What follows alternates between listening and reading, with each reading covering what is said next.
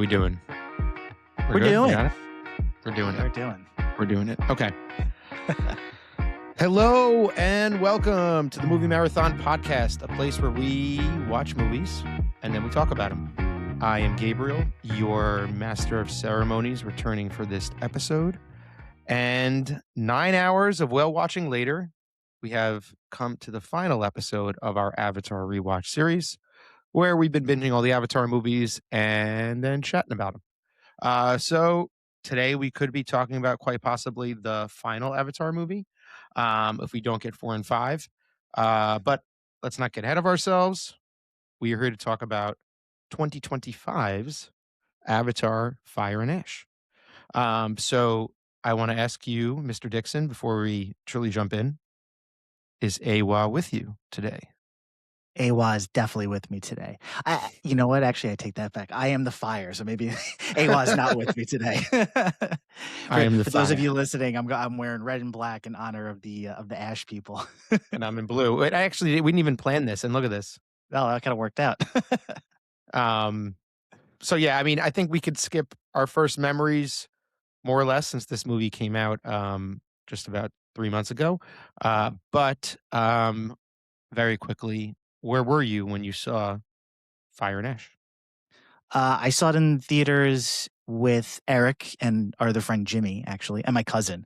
My cousin had never seen an Avatar movie in theaters, and so she never got to experience the Oh my 3D and IMAX and all that stuff. I know, and she likes the movies, but we were talking about it. She's like, "I'd never seen these before," so I said, "You have to come with us. We're going opening night. Let's do this." And every time I looked over, her eyes were just gigantic. Like she enjoyed every moment of it too. So that was her very first Avatar 3D theatrical experience. So to watch Cool to her share with someone. exactly, she absolutely loved it, which is great. And I thought it was a great movie too.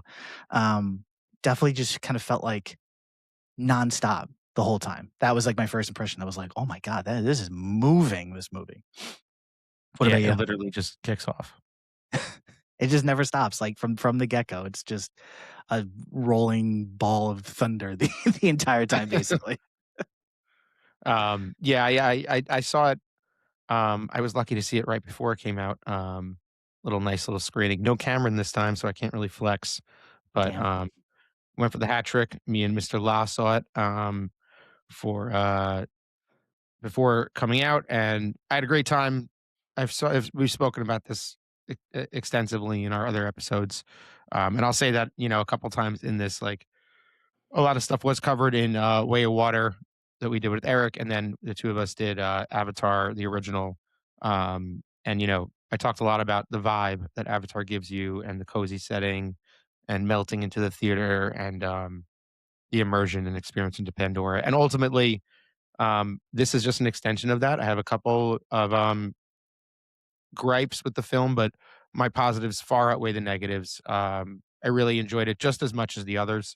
When people were asking me, like, "Oh, did you like it?" It's like, "Did you like the other ones?" Was what I was saying. They're like, "Yeah." I'm like, "Then you're gonna like this one. If you didn't like the previous ones, you're not gonna like this one." But I don't understand how like anyone could see 1 and 2 and enjoy them and not enjoy Ash. And if you're not on the train, then you're not on the train, and why would you enjoy Ash?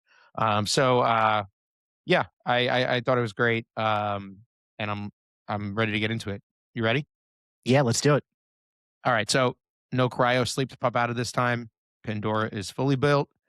Production history, like I said, was covered well in Way of Water, and as well as everyone knows, Way of Water and Fire and Ash were filmed simultaneously. So if you want to hear the deep dive in production history, go back to the last episode. They filmed this all at once, split it up, and I'll just really say that it really is kind of one movie.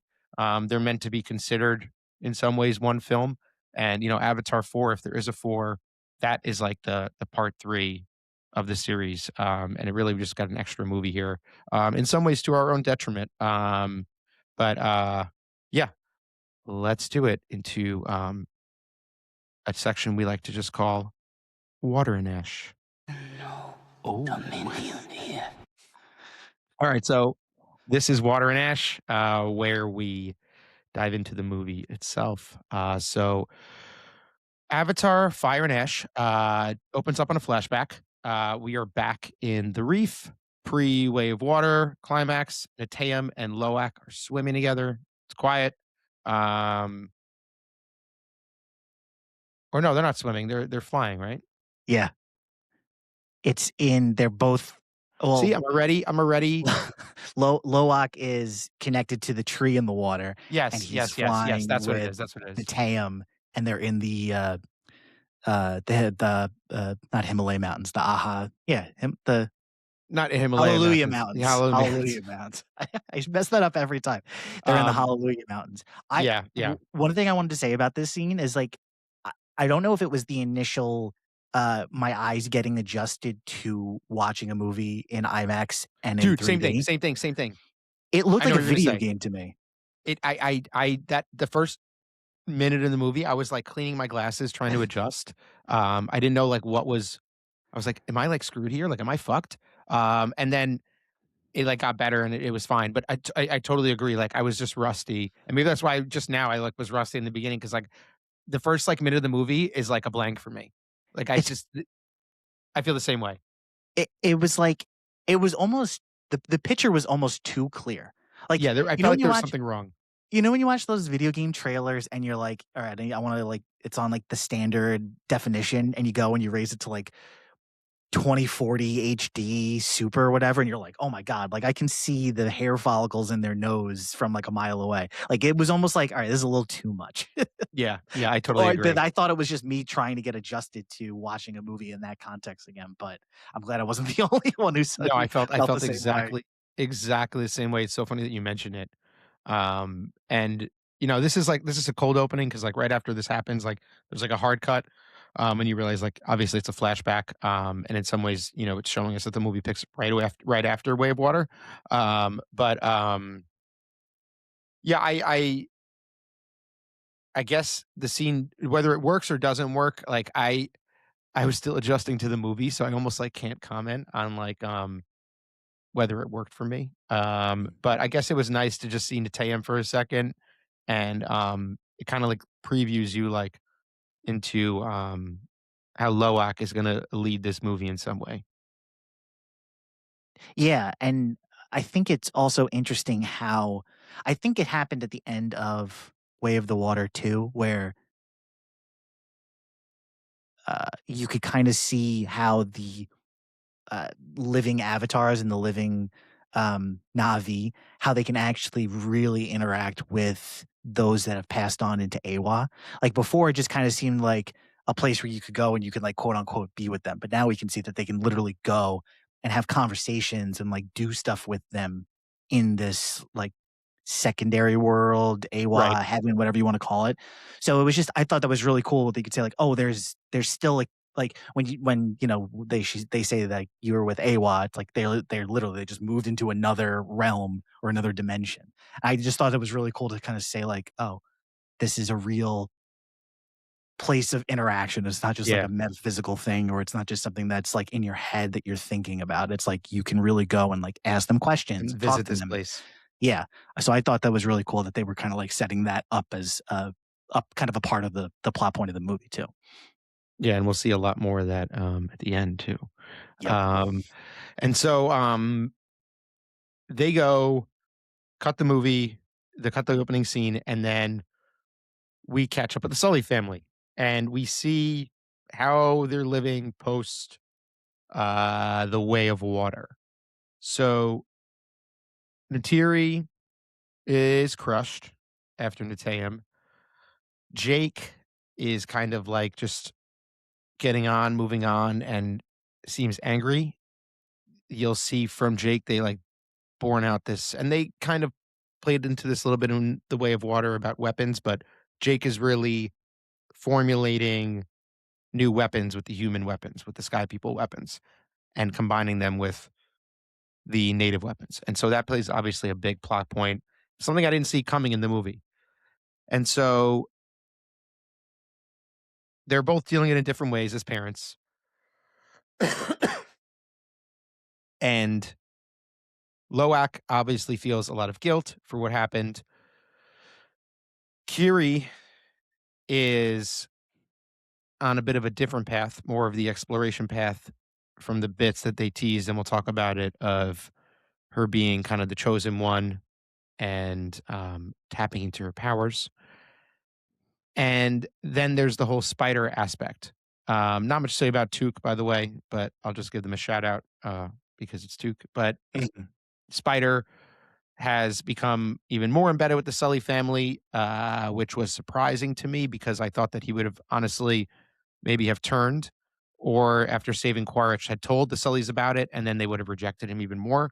But they kind of like just like scuttle that, and they've taken Spider in more, and obviously this makes Natiri more resentful that Spider lived and her son died. So it becomes Spider becomes a major, major plot point in the movie, and I think that uh, I like that. I like the way it goes. But how did you feel like they had set up the Sullys for like the final chapter? And then also, we could include this in here since I mentioned Spider, the inciting incident, which is really that they feel like they need to send Spider away, which then we're like, oh, well, how about if we just all go together on this family trip?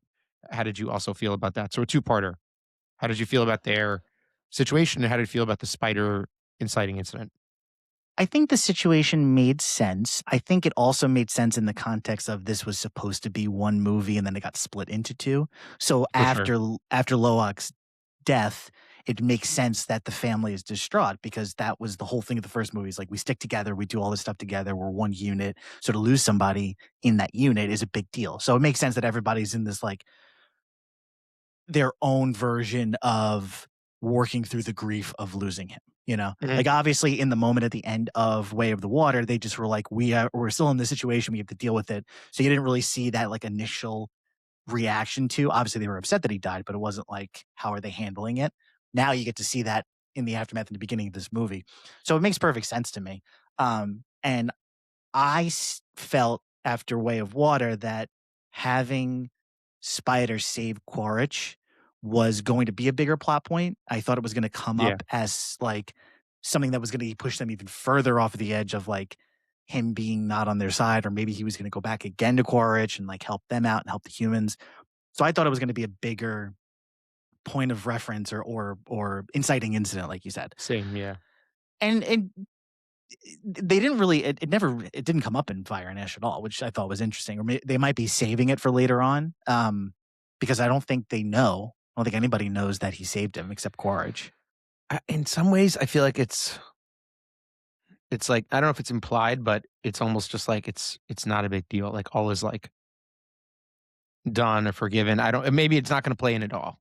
I don't know Mhm. if it's necessarily going to be a factor. I, I it's really it is the reason we have the third movie and anything after this. Like Yeah. otherwise he's dead and that's Right. Right. it. Right. So I would hope that it comes up, but yeah, you could be right. It could just be like we needed something to keep him alive, and this was the thing, and Yeah. that's it. It We're just not even seems going like to yeah, a talk lot of about it it is again. forgiven. Yeah. Uh-huh. Um. And how about going off? Like sending him away. Yeah. I didn't buy it at first. I get why they were doing it. They're like, okay, they're coming after him, so if we move him on, then we're safe. But and I think it was probably more Jake thinking about what Natiri wanted more so than what was the right thing to do. He definitely knew that Natiri didn't like Spider. So he was probably thinking if I move him on, she's going to be happy, which means that she'll focus on our family, maybe stop thinking about Loak's death as much. So that'll help her get through the grieving process, Right. and it will keep us safer. And hopefully, Spider will also be safe if they're just coming for him for whatever reason, you know? So, Mhm. uh, yeah. So it was kind of like at first I was like, I don't like it, but I get why he's doing it. Yeah. Yeah. That makes sense. Uh, I felt like it was a little convenient, like a little bit, just like, all right, let's all go on this together. Like, what if well we all went? I just never really fully gelled with me, but Mm.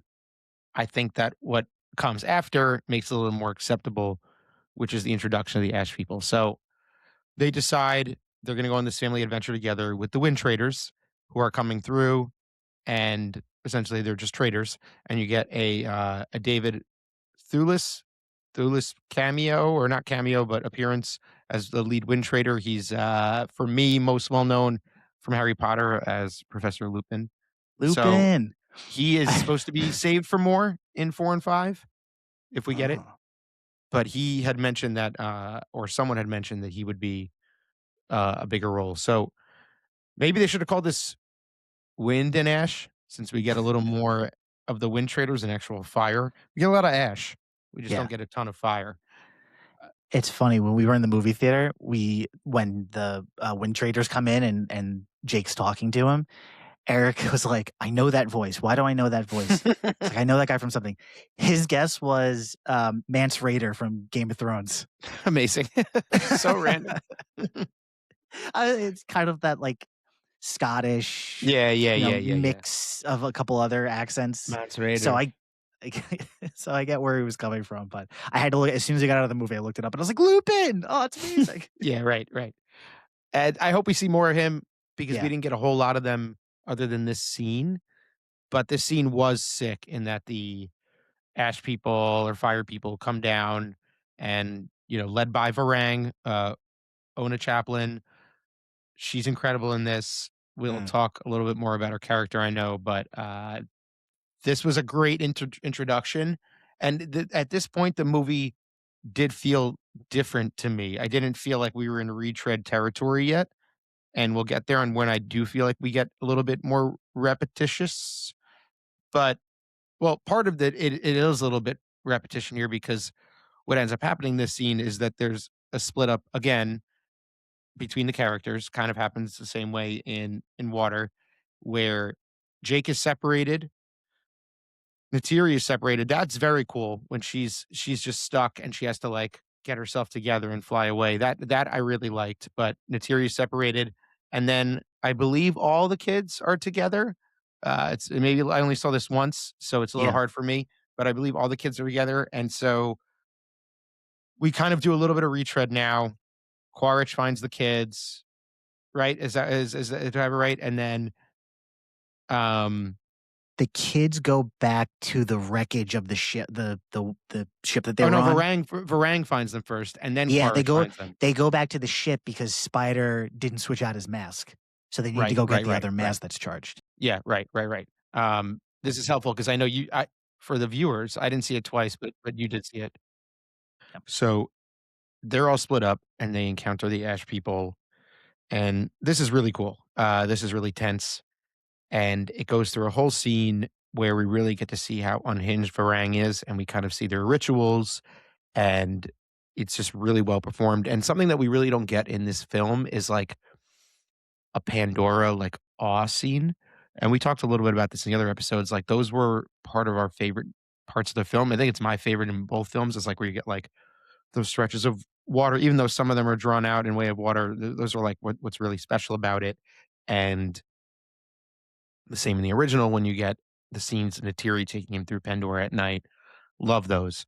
I think in this film, it kinda supplants that for the chaos and rituals of Varang and the Ash people or Fire people. I really don't know if they're called the Fire people or the Ash people, but that was really cool. And getting like the voyeur view of the kids like watching it was really fun. And then the whole hostage scene breaks out. Quaritch comes down there. He gets involved. And he and Jake at this point, Jake has also arrived. And a lot of this I'll have to just kind of like move through because again, I only saw this one time. So I just don't remember a whole lot of it in 3 hours. But from what I do remember, and you could fill in the holes for me when if I miss something, Mm. Quaritch and Jake team up, which is very fun, and that's like a theme throughout this movie. I don't want to get into the mirrors of the two of them, which we did last episode too. They team up, and Spider, causes Quaritch to go a little soft even when oh now I'm forgetting his name. Lyle is with Quaritch again, and they essentially save the kids. And at this point, do they stick together? Quaritch then leaves, right? He goes back to Yeah, the so base. they go the uh, Jake and Quaritch track the kids are captured by the Ash people, which I just looked it up. The name of the clan is the Mangkwang clan, led by Thanks, Varang. Cameron. Mangkwang. The Monquan. To make it a little more difficult for us. But anyway. I actually have that somewhere in my notes here, and I just glazed over it because I wasn't sure what it was. Yep, the Mangkwang clan. So they're captured by the Mangkwang clan. Then Jake and Quaritch track him down. They attack them, try and save them. They get captured. Quaritch shows Varang how to use a gun. Right. Because she I want the thunder. So he shows her how to use the gun. The thunder. Then Kitty, who's they're kind of like off to the side a little bit. Right. She figures out how to manipulate the plants, and there's these plants that have like the poison dart, so she attacks them, and that's how they break out. Then they all escape in the water, so they're not able to track them because they don't have any like footprints or anything. And they thank God you remember all this. It's all coming back to me, but because I saw it, I watched. I was able to watch it the second time. But yeah, so then they go into the river and they go down far away, and it's nighttime, so they're kind of sleeping. But Jake and Quaritch are up, and they're having that conversation where Jake's kind of like, I love this. Such a great scene. He's basically trying to convince Quaritch. He's like, you have new eyes now. He's like, both through the literal, like him having a new body, so he has new eyes, but that also allows him to see the world through a different perspective. So that was kind of like the double meaning behind that. But that whole conversation with the two of them was great because it's like, there's definitely a mutual respect between the two of them because they're both military guys. Mm-hmm. So they have that basic, we can survive, we're fighters, we know how to do this. And I think now that Quaritch is fully living in his avatar body, or like this is his life now, like it's not like he can go back to being a human. He's stuck in this avatar body.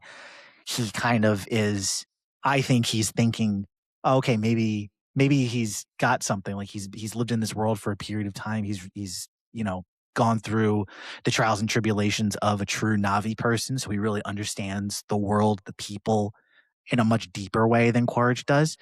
But I think because he's now stuck in an avatar body, you're stuck in like that form, he's kind of thinking to himself, oh, maybe I should take him up on this and really understand what this world is if I'm kind of stuck here, basically. Like, I don't think somebody who's an avatar, who's stuck in an avatar, whose human body is dead, would ever go back to Earth, right? I think he's kind of going to be on Pandora for the rest of his life.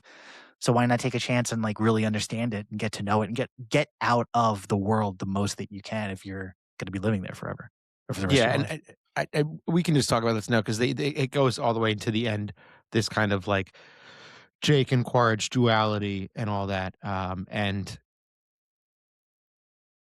let's just say it's in the end. We'll just swing back. We'll break order. We'll Tarantino this, but when he falls into that like tornado at the end, I think it is purposely open ended, and I think that we're gonna find if there is a number 4 that if this is it, he died, and that's the consideration. Then if we don't get an Avatar 4, like the trilogy ends with Quaritch dying, and I think it's a missed opportunity because he really doesn't. We don't get that payoff because I ultimately think that it's a lot about him too, than it is about Jake, and that's really where I think the movies shine a little more. And I really like Dad Jake, and we broke that down in Way of Water, and that continues in this one. It's all strong, but I think Quaritch is really like the star at this point for me, and I think that I just really want to see like some kind of payoff in 4 where he doesn't have to be good, but he could still be like this like anti-hero, and it ultimately gets redeemed and can learn more about Eywa rather than rejecting her. But I think that the team up between him and Varang really does mesh well. And for all of the places that this does repeat, that is new ground. Like even the sexual tension and all the stuff that they have between them isn't something we've seen before. We've kind of seen it with Jake and Natiri, but this is like, again, like the dark mirror of that. And she's showing him Pandora from like a dark side. So I think it's really interesting what they do here. And that's essentially what happens, right? He sticks with them at this point, and Jake and the kids go away, right? He goes with them, or does he go back? No, he goes back to them. He goes back to them. I know that. I remember that actually. He goes back to the RDA. Yeah, after that scene, they talk. They like everybody falls asleep, and then the Na'vi show up, and like as they're showing up, everyone's like, "Yeah, they're here, thank God." And Quaritch is like, "I'm just gonna sneak out of here so nobody sees me, and like I don't have to worry about being a prisoner." Yeah. So then he goes back to the RDA. I like this, by the way, when And he's with the RDA, and it's clear that this divide is happening, that he's more farther from his mission and more towards his own personal goals. so to kind of go back to what you were saying about how you like the dynamic between him and Jake and how there was like you like him being like the anti-hero more than just like a hard villain. I think the best thing that they could do for the next if we're gonna do 4 or 5, right? Let's say we get 5 Avatar movies, that's the end of it. The fourth one needs to introduce a big bad, like a I don't wanna say like a Thanos level, but like something of that caliber, and then have Jake and Quaritch each have an interest in trying to defeat this villain for whatever reason. Like the villain's like, I want to destroy Pandora completely. So Jake wants to stop that because he wants to save Pandora and the people. Quaritch wants to stop that because he wants, the RDA to continue to do whatever the RDA is doing, like building out the world and making it viable for humans. So both of them are trying different ways to stop him, Mhm. and they both realize along the way that it's like this is not going to either of us doing it just one way or the other, either doing it just the right way or just the villain-ish way is not going to work. And then the fifth movie they come together and they're like, we team up, we work together because we're both trying to save this planet, and they figure out a way to allow humans to come and inhabit it but also leave sections of it or areas of it for the Navi people, or figure out how to have humans sort of live amongst the Navi people on their planet and cohabitat, basically. That I think would make the most sense and give you that anti-hero story for Quaritch. Like still make him Yeah. kind of be the bad guy, but still have him have him have his redemption arc over the end of the whole saga. I think it definitely has to go some version of what you said. It doesn't have to be the exact, but I think it's all telegraphed that way a little bit. And Cameron isn't always he has surprises, but in some ways things aren't surprising sometimes. So I think it's probably Mm. clear that some version of that is planned, even if we don't get it was planned or was going that way. And I like how at the RDA I was saying before that we get back. Oh, I was touching on the RDA, but we also get back Giovanni Ribisi in this, and Edie Amazing. Falco, which is always kind of like bizarre to see her, but we get more of her character in this. And yeah, I love Ribisi. And I love that. I don't know if it's this scene or one of the later scenes, but he kind of like mentions his father on the board and stuff Yeah. like that. So you mentioned like a big bad. I don't know, is Ribisi's father like the big bad? And then the next time we get like Mm. harder RDA forces, and we can now we can like swing back because I want to save some of the speculation for 4 and 5 for later. But so Mhm. Kira uses her powers. I want to touch on that. Very cool scene. We get the payoff of that a little bit later. And so they're kind of, I think, at this point all aware of her power and that it's something that they need to like rein in. And I think that's part of why they now like retreat to the Hallelujah Mountains and they go to see her grandmother, and Norm comes back and Max, and they essentially dig a little more into Kiri's conception from Grace's avatar. And this is at this point when I think it becomes actually clear what happened. It didn't truly click for me that she was like an immaculate conception until this movie. We talked about this in the other episode that, it was kind of blasted through. And now Mm. again, things click more because this really is one film. It's obvious that, you were supposed to understand it a little more clearly, but here they make it clear really what's going on. And we'll get to Kiri's vision because it's a whole fucking weird thing, Space Odyssey level. Yeah. But where do we move to now after that? They're in the Hallelujah Mountains. Quaritch is not going to follow orders. Essentially, is now the point where Quaritch officially goes and teams up with Varang. I believe so, right? Yes. So one thing I just wanted to also mention that was kind of Yeah. it plays into Kiri with her powers is she saves Spider basically. She makes him able to Okay. breathe Is the this in between air. that? Okay. Okay. Okay. Yeah. So when the Yeah. You break it kids, down. Break it down. it's it, when does it happen? Because it's just the kids that are together. Oh I no, know it's that. before they get captured. The He kids are gives running, so they end Oh, up in the wow, water. we skipped over this. This is big. This The is kids big. are running from them. They end up in Yes. the water for the first time. They go down to the river. Spider's mask basically shuts off. She has him lay down, and then she puts her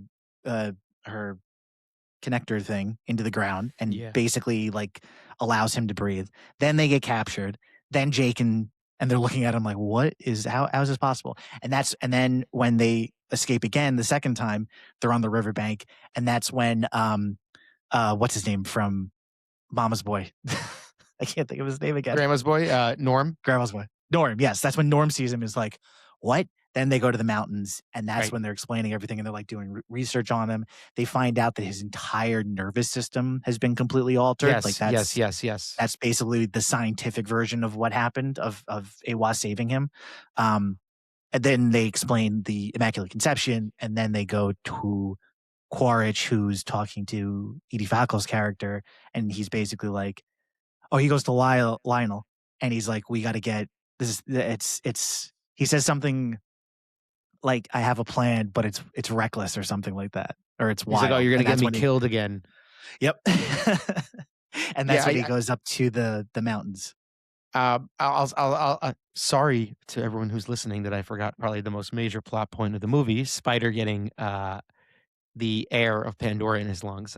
So that's huge. In the movie, I admit I didn't watch the trailer for this movie going in. I didn't need to. I felt like I was gonna watch it anyway. Mm.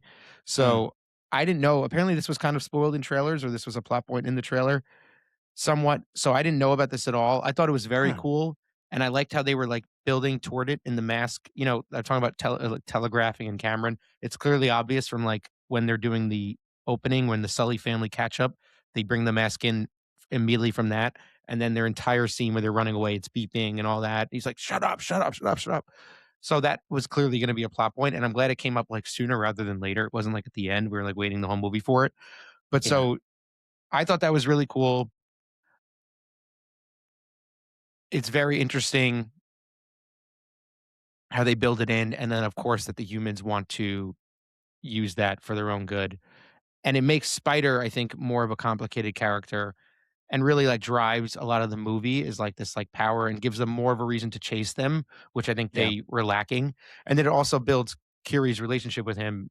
They spoiler, kiss in the movie. A lot of human avatar sexual tension going on in, this very, very sexual avatar. Avatar Sex and Ash, maybe. So, right, again, there's not that much fire. Just really when they, like, explode the fire guns. I really wish there was, like, a scene where they were inside a volcano, and I'll do it at the end. But so, yeah, I love the spider twist. It's still a little bit gross when they, like, connect their when he grows the thing out of the back of his head, Mhm. and it has, like, a little nub. It's like the little Jedi thing in the beginning. So That's exactly what I said. The The Padawan nub. Padawan braid. Yeah. So that thing's a little bit gross for me. Yeah, but, I do like all that, and yeah, he becomes so important in the film. So I think Jack Champion, the actor, does a nice job of bringing Spider to life, and you have to think that that guy is literally the only human in majority of the scenes. So it's gotta be a really, really tough job for him, Yeah, to either be talking to, like, talking cameras, like, moving cameras or actors that are just not in the same mode as you are. So it's gotta be a tough job. definitely. And he's a pretty young actor, and to have to do that for as long, I mean, basically 2 films worth of Yeah, acting that way, you know? and they And filmed a he quarter of 4.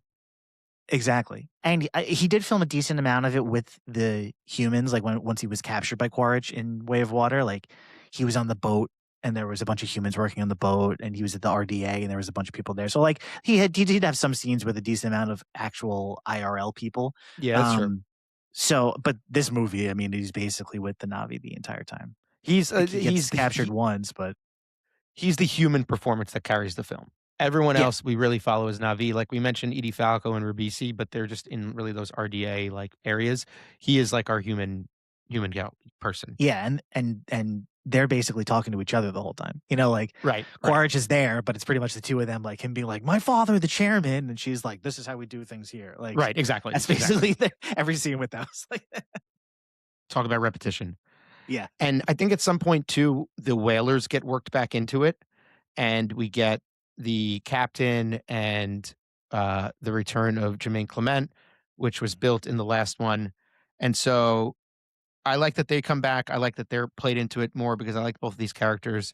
You kind of knew with Jermaine that having a face like that, you're not just gonna have him just be like a one off, and there's a reason for him being in the movie. So they start playing into it, and they get into the later like Avatar has like always like multiple climaxes, but like they play into like the sub climax where Jake gets captured, and we're getting there. But so again, let's Tarantino around a little bit, and uh, let's go to Quaritch confronting or going to the fire people, the Ash people. Not even gonna attempt to say the name again, and they're living like on the outskirts of this. What's the name? You got it? Oh, I thought the you were gonna pull area it that up. they live. Oh no, I thought you were gonna pull up the clan name again that I couldn't pronounce. Oh, Magwang, There we go. And Manquang. I Yeah. can't wait till the subtitles try to get that. So he goes to see them on the outskirts of this volcano, brings a bunch of weapons, and essentially curries favor with her, and goes into the tent, and she performs a bunch of rituals and magic on him, and it's implied that they like sleep together. And this scene's really cool. He essentially takes like a version of like Pandorian peyote or some sort of like hallucinogenic psychedelic. It's very cool. I like it. And this is the beginning of like their relationship team up kind of like partnership, and he kind of gives everything to them just so he can have success in his own partnership. It's really kind of like a smart move and a fruitful team up for the rest of the movie that kind of now pushes everything forward and gives a little bit more of an unpredictability. So I have a question about the scene where they were talking in the tent. Yeah. She gives him that like hallucinogenic, and he goes, "Oh, that's some good stuff." Do you think Quaritch is actual Quaritch, not Avatar Quaritch? Do you think he's ever done drugs in his life? Do you think like somebody of his military caliber ever was like, "Yeah, I smoked pot in the '80s"? Like He's got to done some weird shit at some point. I mean, he's open to it, right? So he's immediately it like seems in. like Yeah. it was probably one of those things in that situation he couldn't say no. Like he knew, like he was like, "I have to get past this like trial in order to gain her trust." But I was just curious, like, do you think he ever did anything before that? Like, he was like, "Oh, this is good shit." It's like, was he just saying that, or was he like, "Oh, I've actually had some pretty good stuff"? I think he's probably before? screwed around a little bit. I mean, he's on all these missions and stuff like that. So he probably I gets a little also down and think dirty. like the other thing about him is he's hilarious in this movie. Like, Oh, he he's has so so good. many He's so funny good. scenes, like where he's like pinky swear. I Yeah, was yeah, like, he's so good. He's so good. Stephen Lang is amazing. it was definitely he was definitely funnier in the like I feel like he's gotten progressively funnier as the movies went on. Like the first one he Yes. was just kind of like all business. Second one he had some lines here and But he there, had like the when he was one-liners still in the original. in the He still had original too. Yeah, one-liners. Yeah. this one they just think they just hit really really well. Like I think it's just gotten progressively funnier. His funny lines throughout the Yeah. movies. But yeah, I do agree. It was a good way for him to get in with that group and to basically help them. He helped them so that they could help him. Mhm. And yeah, I just think it was well handled on his part. It was a good military tactic. I think he was kind of like, I could also just use this to tell Edie Falco to go to hell if I ever want to. I could be like, I got a military now, so what are you going to do about it? So I think from every perspective, it was just a good move on his part. Yeah, I agree. And now after this, I know that this eventually somehow leads to Jake's capture, but do you remember how it goes from here? Because none of the water stuff happens right when we get. I mean, there is stuff with like the whales, right? They go back to the water people, but I can't figure out Jake's captures before that. Is definitely before that, but how I can't No, remember where Jake's capture falls into this now. it's They after give him that up. because They give him up. he gets captured there, so Okay. they go back to the water people. I'm trying to think Yes, because I that's remember what he it is. was They have to talking to the kids and he was like, "We got to go home," they and they go want to get back all the there. clans together. That might be after he breaks out. Yeah. Okay. He gets captured, then he breaks out, then he goes back and he's talking to um the head of the water clan, and he's like, "Oh no," and then um Loak is like, "My dad never wanted to be Tarok Makto," and that's when he goes and gets Tarok, and he comes back as Tarok Makto, and then he unites the clans. Okay. Okay. So So he gets captured, breaks out, gets Tarok, unites the clans, and then they're ready to fight. yeah, it's a little fuzzy for me here. At some point, we're missing the Natiri stuff too, but Jake gets captured or surrenders. Really, doesn't get he get surrenders, Yeah. and somewhere in this too, they gather back the Pyakon, They the the whales. pi They get yes, yeah. the Pycon come together because they are considering whether or not to like fully. I guess he was like banned before. Um, Yeah, yeah, the he was, yeah. But the it's one that fucking Cameron, man. There's so much that happens in this movie. brother. Trying to think of his name. Loak's brother, whale. They're like they're basically like No, that's Pyakon. That's that's Pyakon. Pycon. So what are The the the whales whales are called? called something else. But that's Pyakon. We'll just Yeah. keep on pressing on. But so they get the whales essentially on board.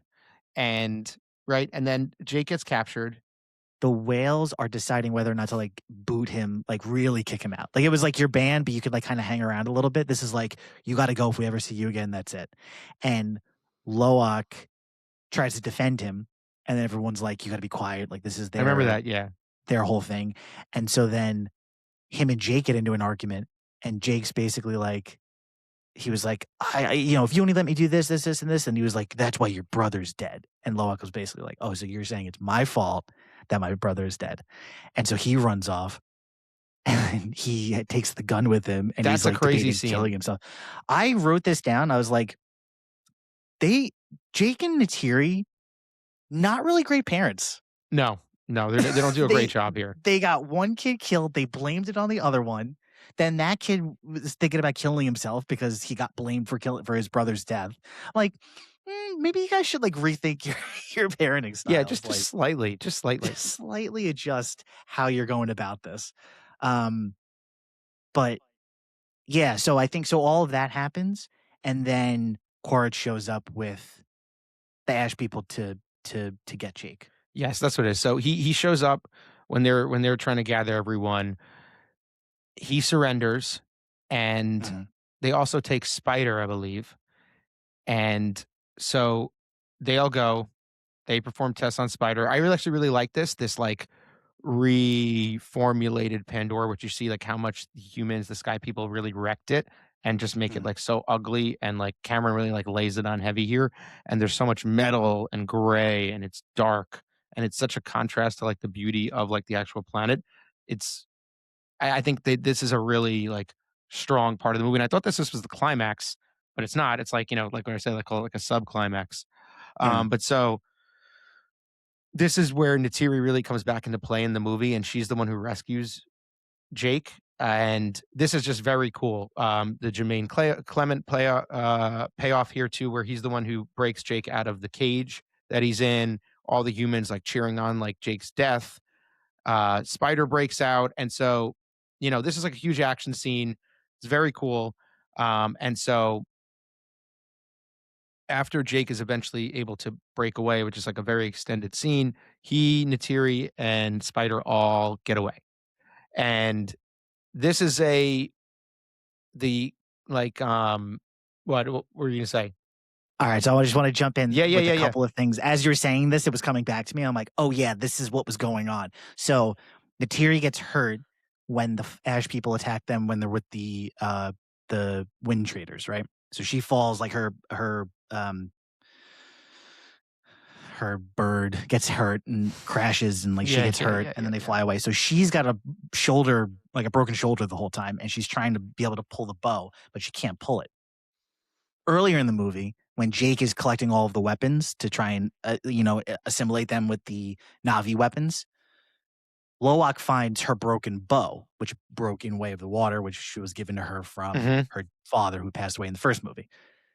he, when he goes to kill himself, ends up doing it right where he found the bow, he took it back, and Jake was like, "Go hide that somewhere." And Yeah. when he went to go potentially kill himself, he did it right next to the bow. And when they like when Kiri and the water Navi girl who he likes come to like get him, they bring the bow. They're like, "We can fix this. Like, we can make anything. Like, even a broken bow still works." I think was the quote that they say. I So like they this, fix the yeah. bow. He fixes it, he gives it to Natiri, and that was basically her being like she was working on, like, strengthening her arm with other bows, and, like, once she had that bow and she was ready to pull it back, that's how she knew she was ready to go. So that kinda puts her down her path to be like, "Alright, Jake's captured. I'm ready. I'm physically ready to go do this. Mhm. Let's go." And then she's back in the movie. Um, I love that the other breakdown, thing by the way. so good. The other thing I was gonna say is, what are all those people doing there just looking at Jake in this glass prison box? Like, It seems like they're like civilians, right? In some ways, it doesn't seem like they're like soldiers. and I get if there's civilians there. I mean, they obviously have a lab and they have other things going on than just like soldiers and there's gotta be construction workers, gonna be people building all of this stuff, right? So, but those people were there every shot that they go back to Jake when he's talking to Quaritch or when they first put him in, they're just all standing there, like taking like everyone's got their phones out or whatever, their tablet It's a things. little I'm awkward. like, what are they like? Go home, go to Yeah, work. it's a little It's like, strange. It's a little bizarre. And it's like the middle of the night. yeah. Yeah, it's It a little wa weird. I was trying to figure out. I was like, "There's no." I don't know if they need an explanation, but that was one of the things I was thinking. I'm like, "Are they there for any particular reason? Like, if he's gonna be killed right then and there, okay, then they're waiting for the execution." But it seemed like it was gonna happen in the morning, so Right, go home. Like, right. Yeah, it's a little strange. And I in some ways, like, a little, like, cheesy, a little bit, just sort of like all the time. yeah, But after Jake breaks out, they have the spider scene where this is part of Natiri's journey, the payoff of her accepting Spider. And so, long story short, her and Jake are like, "We have to kill him because he's a danger to the planet." And Spider kinda knows this too because he now has this power to breathe that's just gonna be weaponized and taken by the Sky People. And so, another emotional moment, they're about to kill him and then decide they're not going to. He's one of them. And I love this. I like that it's not dragged out further. He's finally accepted by Natiri and fully. I think this is a point where like he's accepted by the planet, by Eywa, like this is the final piece that's mhm. holding us back and that brings us to the end. I and I know I talked about this in when we spoke about Way of Water.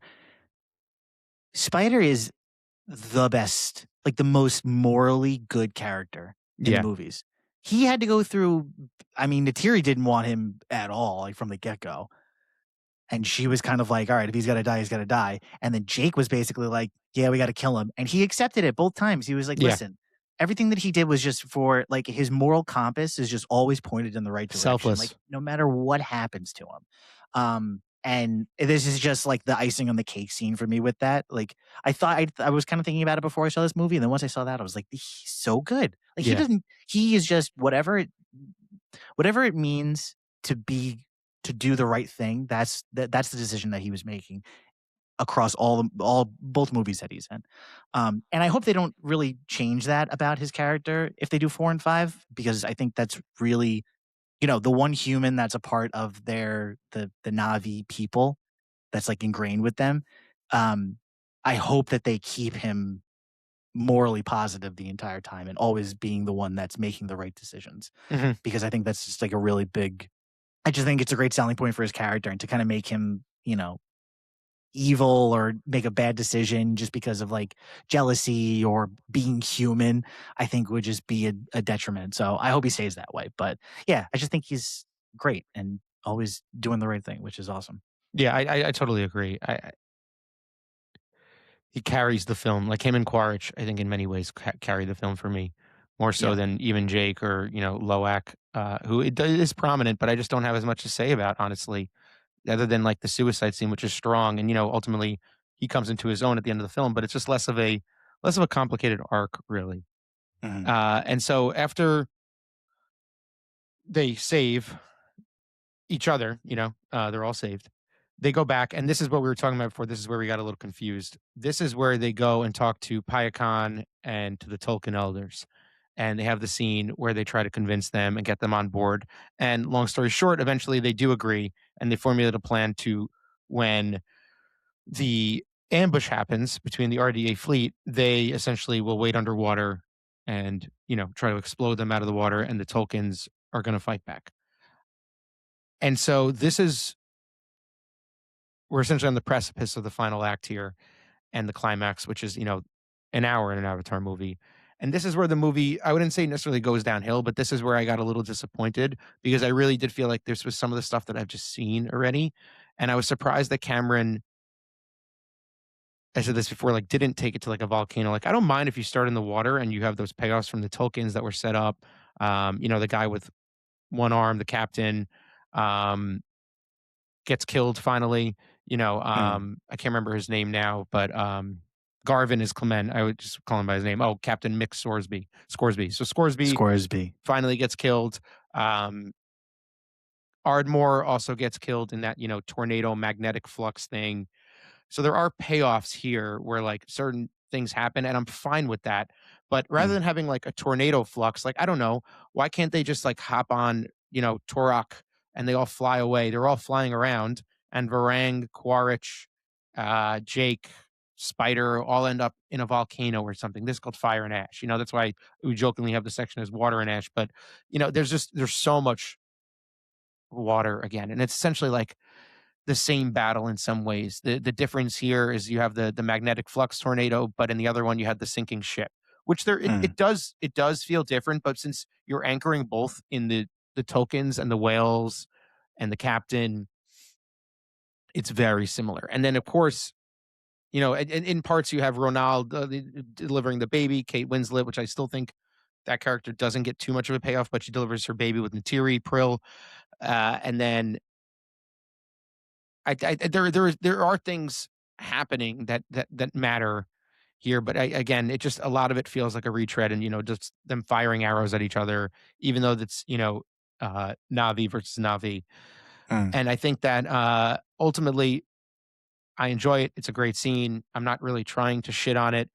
I think that the spider Jake and Quaritch stuff is really strong. Just put it at the Yeah. edge of a volcano cliff. That's all I need to like make it feel a little more different and exciting for me. Yeah. I think they use I don't even know what it was connected to, that those like spiral, um multicolor, like wave looking Yeah, things that were that's coming the to magnetic flux. Yeah, yeah, yeah. the flux or the vortex or whatever it was. That could have very easily been in a volcano. Like that Yeah. could have been the The cause of stakes are the why same. there's a The stakes are the volcano, same. and the stakes are exactly the same. Um, I guess it kind of goes back a little bit more to the first Avatar, where they're fighting around like a home tree, even though Mhm. this one's underwater. So I think that was maybe what they were trying to do. It was like, oh, we're doing one with the home tree, two with the water, and then three will incorporate some fire by blowing up some of these ships and having Yeah, there be yeah. flames in this vortex, which is what causes the flames to actually erupt instead of just being on the ship until the ship sinks. Mhm. Um, and I agree. I mean, listen, at the end of the day, like how many other movies do kind of fall into the same categories where there's a big battle at the end, it takes an hour, and like this is the way that it runs. Like there's like certain things are just structured a certain way, and this just happened to be kind of similar to the most recent of these movies. So it was a little bit more fresh, I guess. Like I think I, I'm pretty sure I'd watch Way of Water right before seeing Fire and Ash. Same. So it was very fresh in my mind when that was going on. I'm like, oh, they're doing the water stuff again. I was surprised. A little bit, but I do. I again, it kind of goes back to the filming or writing both of these together as one movie. It was supposed to be the end of one movie, so water was going to be incorporated, and then I guess they were like, well, we want to keep all this stuff in the story. They can't really rewrite it so much. The Tulkun aren't involved if it's not in the water. So that's something that's completely written out. That whole storyline's gone if they're You not you in the need final part of it. battle. You need part of it there. But that's why I think we could have had our cake and eat it, and I don't I'm surprised that we didn't. Mm. maybe it's being saved for the fourth. I mean, this is one of my questions for later, but we're grazing around it. Do you think this is stronger as one film? Way of Water and Fire and Ash. Yeah, if you didn't split them. Um, I don't know. I don't know because I like I like the idea of bringing in or bringing back Quaritch as an avatar, and I think if you also bring in Varang as the bad, they kind of would overlap with each other a little too much. Yeah. You know, like you're still like obviously Quaritch is still involved in Fire and Ash, but he's not the main bad guy like Varang is, and then they end up working together, so they're kind of like one unit. But I think if you are like, oh, Quaritch is back, and we also have this other bad character that's trying to do this other thing, and they're also working together, It's but too Quaritch is much. trying to. It seems like there's a lot going on. Like I like the idea of having it just be focused on Quaritch, like figuring out how to be an avatar, how to be a Navi, and now he understands that, knows what to do with it. Now we can focus on this other bad villain and have him be involved with that because he already understands enough about the world and enough about who he is as an alien. And having, I think it would have been too much to have it in one movie, Yeah, at least from that perspective. I agree. I don't think it's the same film at all.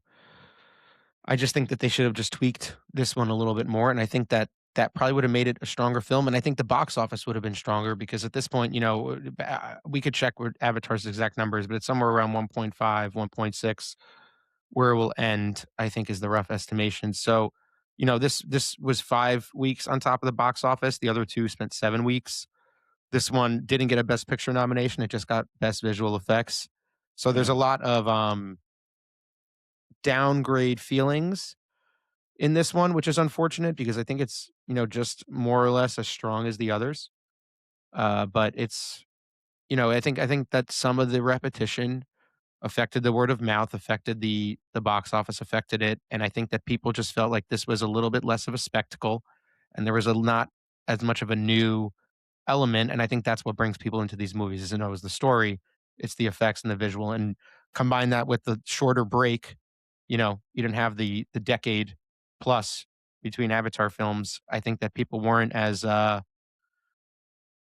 pent up, excited for the next one. So I think, unfortunately, for the people that think they're just going to see it on streaming, you do lose a lot of the experience because it's a visual movie. It's not only a story led movie. But one point, what is it? Where did it end at now, or where is it at now? I'm still trying to look it up. It's a lot of the articles are like Aren't updated. talking more about IMAX and like how IMAX did at the end of the year because of Avatar. Right, right. Um, Well, yeah. I mean, it's I'll be able to find it, but it's I think it's about 1.5, but it's yeah, it's looking like a lot of the things I'm reading are like 1.4, 1.5, yeah. which So it is crazy that it's the other two both hit 2 billion, right? At least. yeah, no, they both hit 2 billion. Yeah. Yeah, it's around 1.5 right now, and that's nothing to snuff at in these modern days. The But difference I think between it hurt that it. movie and the other two is better than some movies will ever do in Totally, the box totally. office. Right, You know what I'm right, saying? Like, right. And Cameron said, maybe to get the next one. But by the way, it has a 66 on Rotten Tomatoes. It does not deserve a 66. You got to get at least in the no. 70s. It's the same film. Yeah. But Cameron said that maybe the next one, the trick is just to make them cost a little less. I don't know. Mm. I wouldn't want to sacrifice that. So, like, I don't know. Give us like a 10-year break. Go do something else, Cameron, and then just like bang out 4 and 5. I'm fine with that. Yeah. But let's just wrap this up here. So the battle ends. We talked about all the spider stuff and all that. Essentially, what just closes it up is this end scene with Spider, where they go to the Tree of Life and he's officially welcomed as a Navi. Mm. How do we feel about this being the final scene and where we could possibly end the series? I think it is a good scene and it kind of does tie in everything because here is a human being who was saved by Eywa, who is now fully being brought into the Navi people. And it really shows just how um, connected all of the people are and how accepting they are. And I think that's a big point that, again, kind of to my point where I was talking about what I think they should do for the next two movies as part of the villains and then like the humans and people coming together. This is that first little teaser that like humans can live in this world. They can live with the Navi people. They can work together to not destroy Pandora, but enhance Pandora and make it a better place for everyone. So I think if this is the way it ends, I think it is a good ending, not a great ending. Could it have been a little bit better? Maybe. But I think if they want to build on that and build on humans coming to Pandora and possibly existing there fully, then this is kind of a good little, almost a little teaser of like how the Navi people are ready to do it. It's just a matter of the humans accepting it and being willing and open to understand the culture and understand that way of life and accepting it if they want to end up living on Pandora. So overall, yeah, I think it was good, not great, but a good way to have it to leave the saga in a place for right now, depending on obviously where it ends up going from here. Yeah, I would say all the movies in some ways have like these quiet endings. It Right. struck me a little bit that they weren't ending more on like Jake and they were focusing on Spider, so that was surprising. But I thought it was a nice ending. And I realized that we were previewed this, but we kind of skipped it now and all the plot stuff. More importantly, the Kiri stuff. Let's talk about her vision, the space Mm. odyssey, Star Child kind of like what the fuck was going on there? Do you think Cameron knows what's going on there? That was a Yeah. human face, right? That was it looked pretty human. It didn't look like No, a it was a Navi. really? I thought it had like a human look. The nose. Or maybe it would just look like Kiri because Kiri has the human nose. No, no, no. The nose looked like a Navi. Like it looked like Oh, a okay, weird. Well, what do you think? The vision was cool. They're like breaking through all those sections, but mhm. Cameron obviously leaves it open ended. I mean, is it just we're talking about him telegraphing and like the obvious is kind of maybe where he plays it out? Is she just like Jesus for Pandora, pretty much? And like her and Spider coming Kiri? together is like the human, the Sky People and the Navi coming together. Like that's the symbolism of it. Yeah, I think so. I think They're the saviors. yeah, and I mean it's probably from Grace and when she was killed in the first movie or when she was dying and then they tried to save her through Eywa, I think Eywa was like, she understands this place, maybe from a different viewpoint than the Navi people did. Like she understands it from a scientific viewpoint, but she gets it and she understands what the power of this world is. So I think that Eywa was kind of like, I could use her avatar or use her maybe her soul because she's also with Awa at the end. She comes up, so she's also with them. I think Awa was maybe thinking I could use her as like a vessel to create something that can help protect the people. Because that's at the end of the day, that's what Awa does. Like Hmm. Awa, she listens to the people that want or need her help, and she sends whether that be other animals or whatever to assist in them. So I think this was her way of being like, okay, I can use Grace's soul and her understanding of this world as kind of the conduit Right. I was gonna say conduit. Yeah, to like the vessel. having somebody there to help the people when they need help the most, which is what Kiri does in the movie.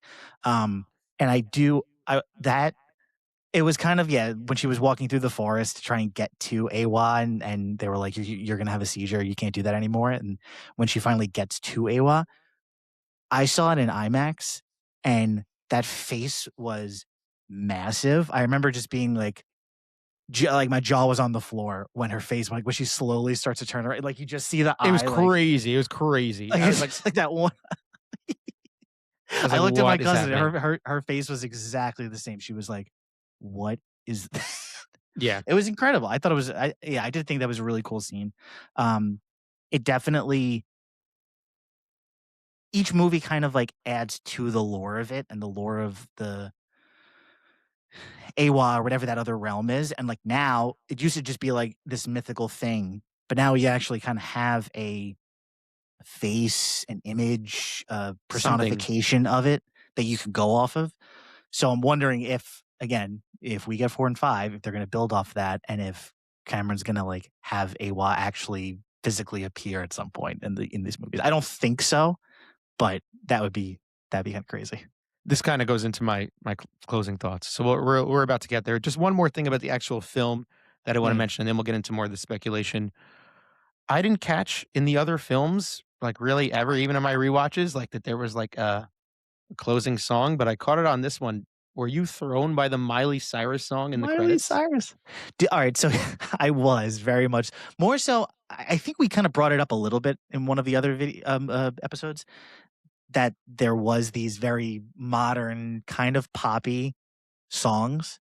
What was? Do you remember what the first one was in The Avatar? first one had a Leona Lewis song, "I See You," and then the second one had The Weeknd. I think we talked about The Weeknd maybe, The but Weekend one we it's definitely talked about, and it's funny because I think I was looking up a little bit of information on it, and I think Swedish House Mafia actually did the beat for that song. that's Like, so they funny, produced it. It was Swedish House Mafia and The Weekend so for ridiculous, Avatar post, so or random, a so credit random. song.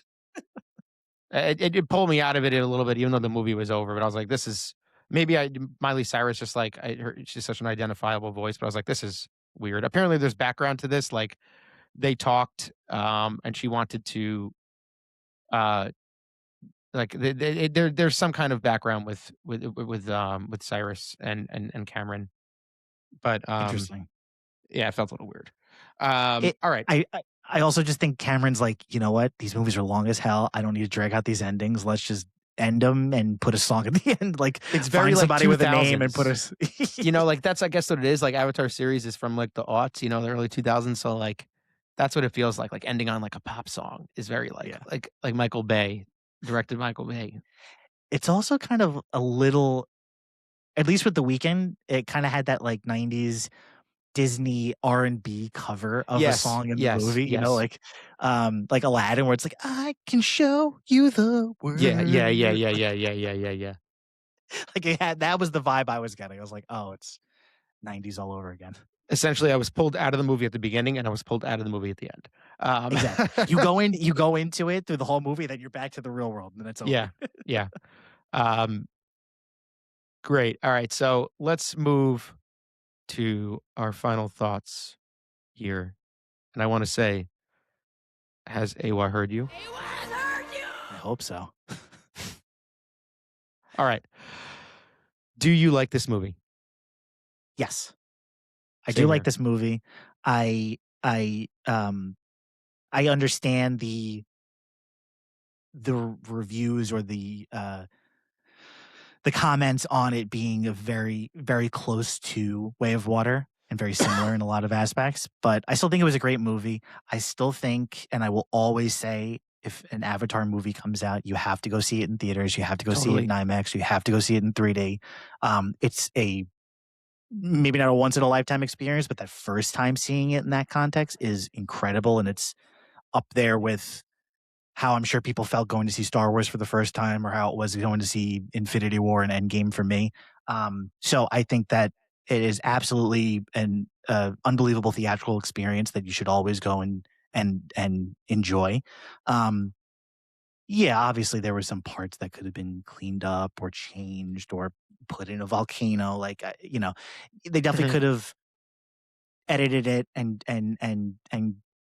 change some parts to make this a more cohesive movie or a better movie, but I don't think it really takes away from my enjoyment of it, and, um, I think it still kinda falls into the same category as the other 2 movies. Like, I put them all together as far as the level of movie that they are, and I've enjoyed all 3 of them, and I think they're all great, and I'm hoping and praying that we get 4 and 5 and see what Cameron wants to do with the conclusion of these.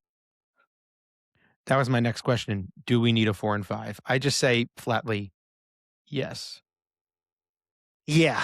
Yeah, I think we do. I want a satisfying ending to everything. Um, which really, I mean, I just want to know what happens with Quaritch one way or the other. Like, I feel like it's been, he died technically in the first one, and then they brought him back, and now it's like the last two. It's been, pulling the rug out from underneath us every time. But so I want to see if he's actually going to make it through or not, and um, I don't know if I need anything else, but I just want a satisfying ending from all of these movies. Like I want it to just wrap up nicely and show me some other maybe just show me like another type of environment on Pandora. Like I feel like they have to go snow at some point or it's some They sort of like gotta, they cold gotta. environment. So show me that. Show me some cool stuff in like a blizzard. Show me some like polar bear, Pandora polar bears basically. Like I want some like cool animals in the snow. Um yeah, just wrap it up. But I'm definitely, like I said, I'll go see an Avatar movie anytime it comes out for sure. Yeah, I totally agree. Snow would be cool, more fire, get us that volcano. And True. I will say what we know about 4 and 5 is that they filmed a quarter of 4 already, and there was supposed to be a time jump where they're the kids in the beginning and then they time jump to something later.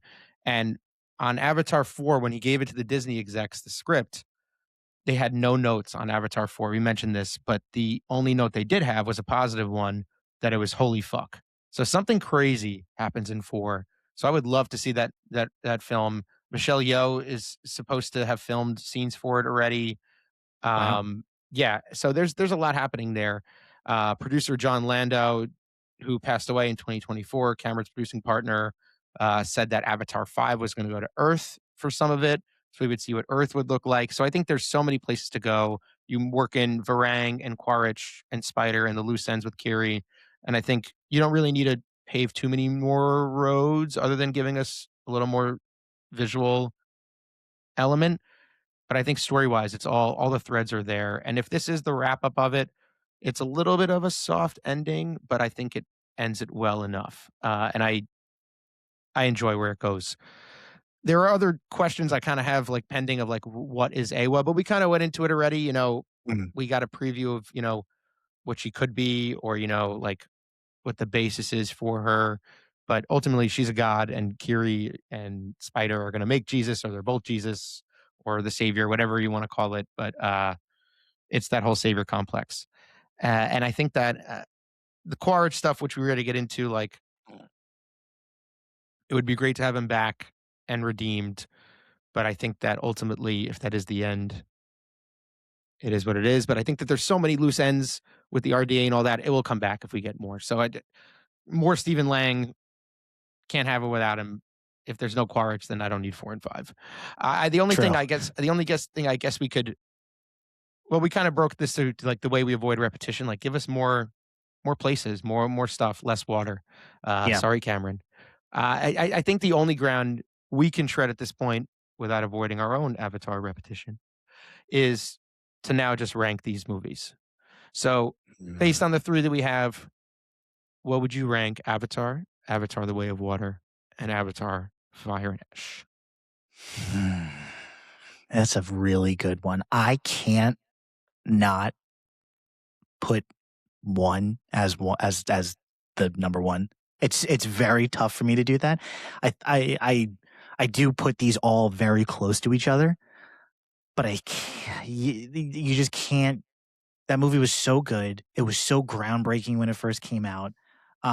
Visually, I mean, obviously the story was kind of taken from other things here and there, Yeah, but yeah, like yeah. overall, it was really good, and just that experience was incredible. So I can't go. So one's got to be my number one, and then I would probably, if three wasn't such, if it didn't have the repeating sections like the ending and the water and not as much fire, like you said, I would probably